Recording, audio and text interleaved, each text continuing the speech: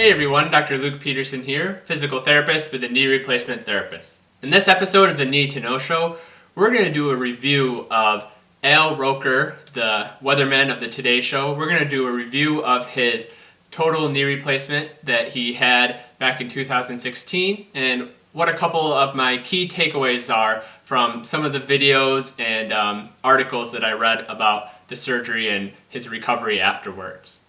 Before I jump into that, be sure to hit that subscribe button and turn on the notifications if you're interested in all things knee replacement in terms of rehab and recovery, exercises, and much more.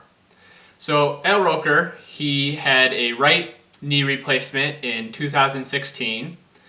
And first of all, there's a lot of different risk factors that kind of led up to Al needing a knee replacement surgery. So first of all, he had a knee replacement on his left knee back in 2001, and this was due to consequences of being in a car accident and just having a lot of degeneration and arthritis and things going on in the left knee. And he said in the videos that he kind of put off getting another knee replacement because of everything he went through with the left knee. Some of the other risk factors is, of course, that Al Roker has dealt with managing his weight for a very long time. He actually ended up having bariatric surgery. I don't have the exact date when that happened, so weight is a little bit more controlled, a little better now this time around when he had surgery in 2016, but something that definitely he has dealt with throughout his adult life and definitely has an impact and plays a role in development of arthritis at the knee joint and throughout the body. So what are some of the key takeaways I found from watching this video? Well, one thing that he really stressed and he really talked about a lot is he was up and moving really early and really fast after his knee replacement surgery. There's videos of him in the hospital, day of surgery, day after surgery, where he's up and walking with a physical therapist. He's using a rolling walker. He then is using a cane for a little bit, and getting him up and moving and getting the body going. You know, there's a lot of negative consequences of immobility or bed rest, and we want to avoid those negative consequences. And that's more than just looking at the knee itself, it's looking at the whole body. So getting up and moving right away, that's awesome.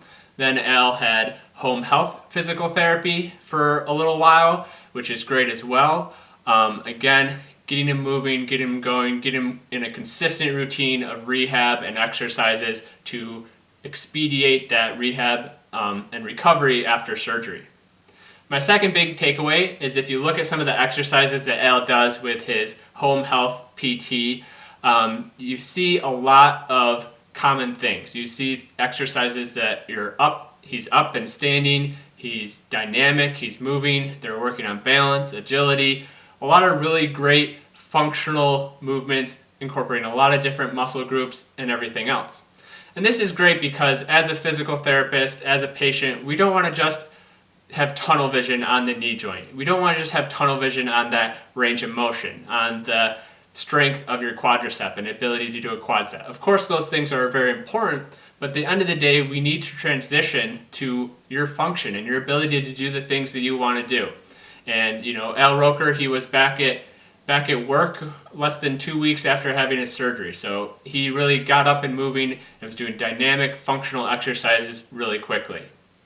And then the third takeaway is the pain management.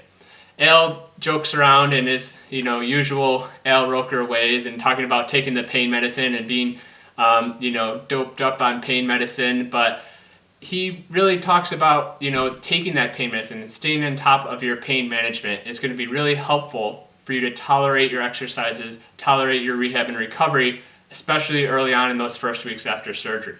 And then of course he also showed using the ice machine, using the compression, and that's going to be another aspect of pain management as well. So definitely staying on top of that pain management. So those are my three key takeaways from Al Roker's knee replacement surgery back in 2016. Let me know if you found this video interesting and insightful. I can definitely do some more on other celebrities and people who've had knee replacement surgery. Thank you very much for watching. Of course, leave your comments and your likes below, and Again, thank you.